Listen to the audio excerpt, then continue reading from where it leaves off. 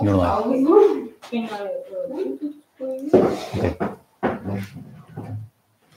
So I just wanted to make a short. I will try to make it short and not too academic, into a little history of Hebrew language and the context in which it exists. And it's interesting for me in our theme of identity, because it's also connected, the Jewish identity and the Jewish language. So recently, the role of Jewish language was taken by Yiddish language, and our grandfathers speak this language. But at the last time, and for some reasons, and one of the reasons is the existence of the State of Israel, and because the official language of Israel, of the state, is Hebrew, so Yiddish is started to be like forgotten, not used that much, and the main Hebrew language is Hebrew, Ivrit, not Yiddish. Yes, we will talk also what is modern Hebrew, and there are some. There are some Hasidic Orthodox communities when they still use Yiddish, but the majority of Jewish nation using Hebrew now.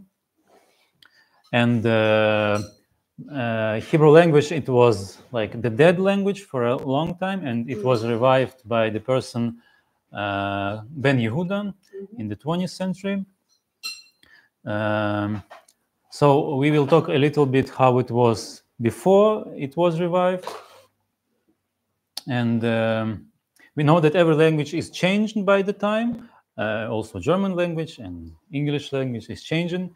For example, if we want to learn Shakespeare now, it's hard because it's not English that we have today. And also Hebrew language is changing.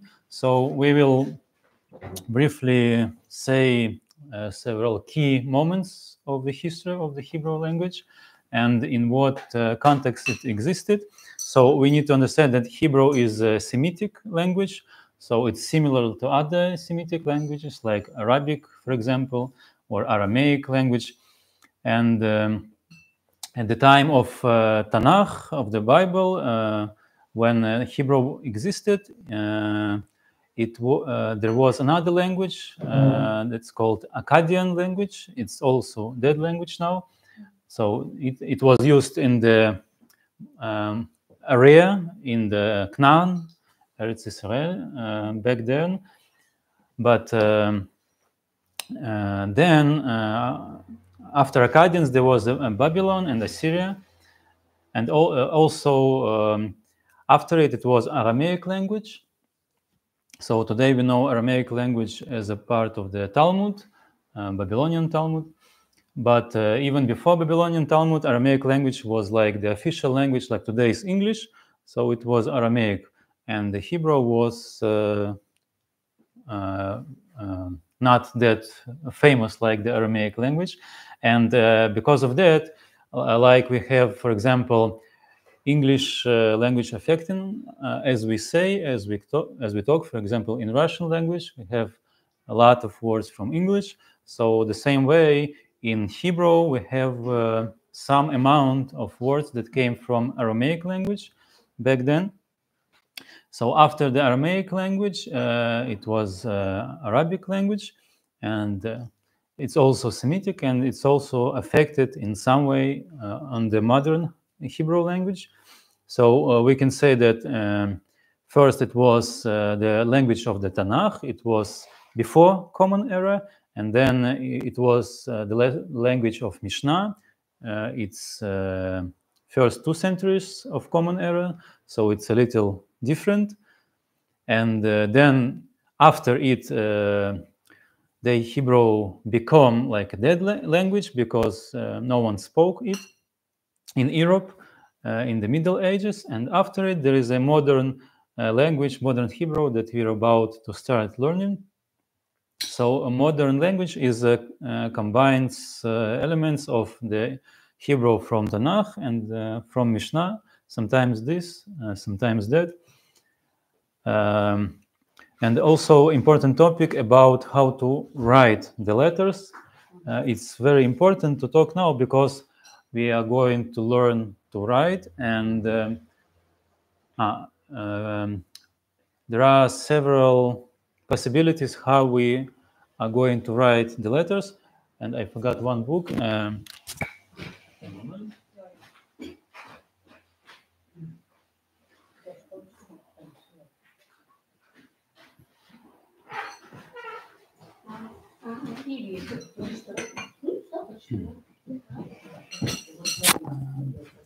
So we will say also a few things about how people were writing in Hebrew language.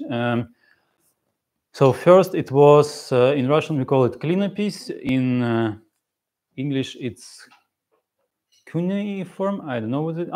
And in German, Keilschrift. It means when you're using clay to writing, so you are not using the pen or the pencil, you're using some, it's like a screwdriver, but flat. So do we have a screwdriver? I will show you. We have it in the office.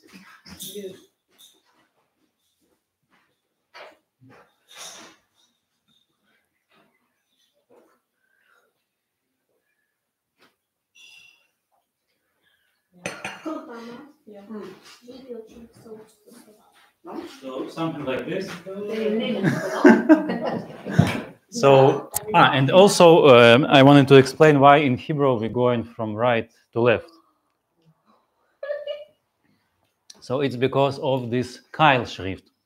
So usually the main hand that the person is using is the right hand. So if we make in Keilschrift, we having this in the left hand, and we taking a hammer and making pushing it. So we writing like this.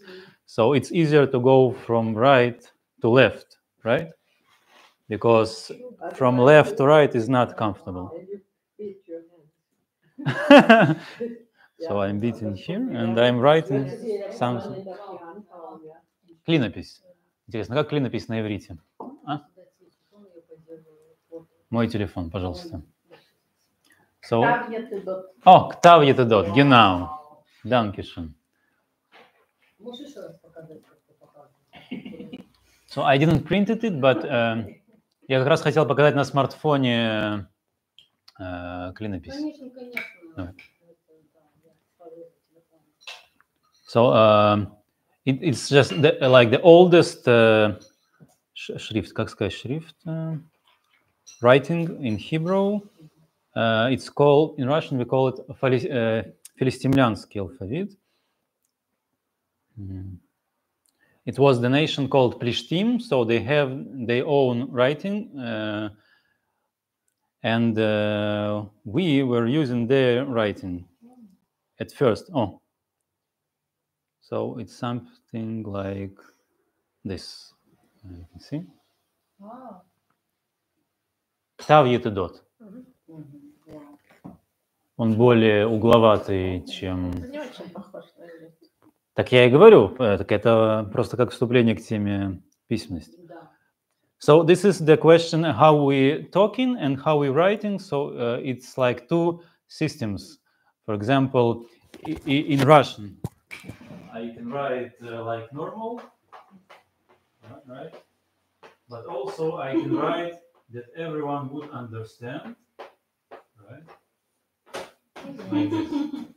So this in Russian and this in Russian, but I'm using different letters, right? So the same thing goes to Hebrew. So first we are using letters from the Plishtim, but at some point Ezra Asofer, it was several hundred years before Common Era, he decided that we need to change from this to another. And we call it Ktav Ivri. It's from Assyria. So it's what we have today. In the Sefer Torah, it looks like this. If you've seen it, you can watch. So it's like the classic writings. If you we'll have Ashkenaz Sefer Torah and Sfarad, so it's a little different.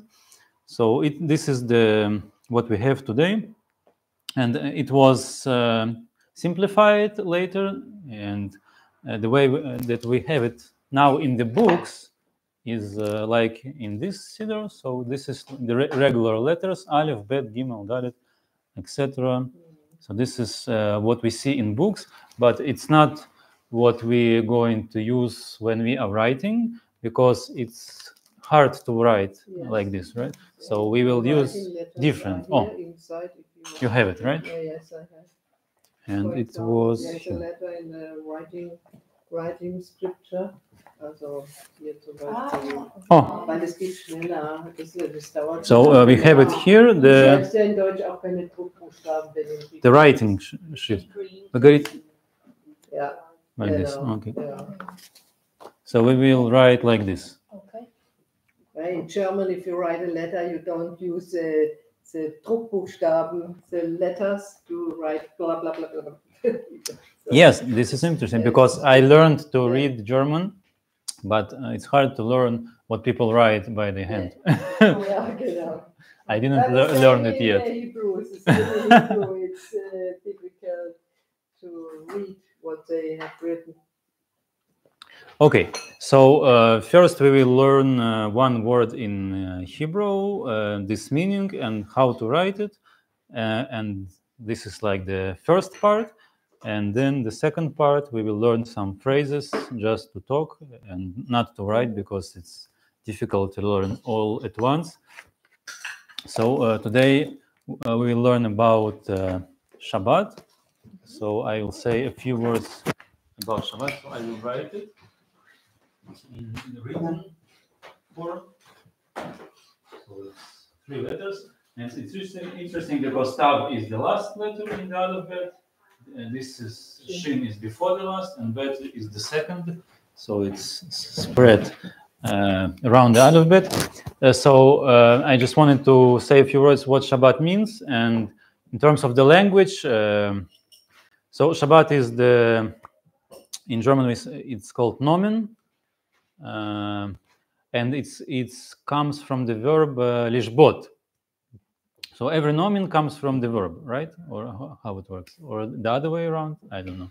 So sometimes people, when they describe in Shabbat, they say that it's the day when we rest, when we tired after that we worked so hard, so we need just to rest, to calm down, things like this. So it's maybe it's correct definition, but in terms of the language, it's not exactly the meaning, because lishbot means when we stop in the work or making the pause in the work. So even if we are not tired, or even if we don't want to stop, but even then we are making this stop, and this is what Shabbat is. So the idea is that the world was created by God. So if we consuming resources of this world, like gathering food all the time, so it shows that it is our world.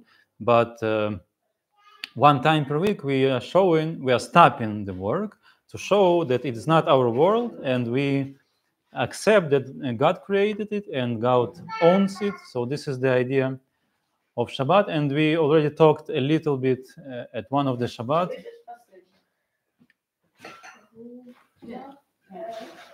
Oh, danke. Вот ключ. Спасибо. Ты хочешь пить водичку? Я тебе дам водичку. Вот эту водичку.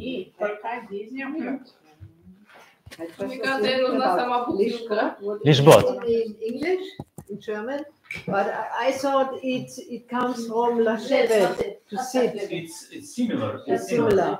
But lashevet is different root. Yeah. You say in root, this is correct term? Shoresh. Okay, yeah. Lishbot.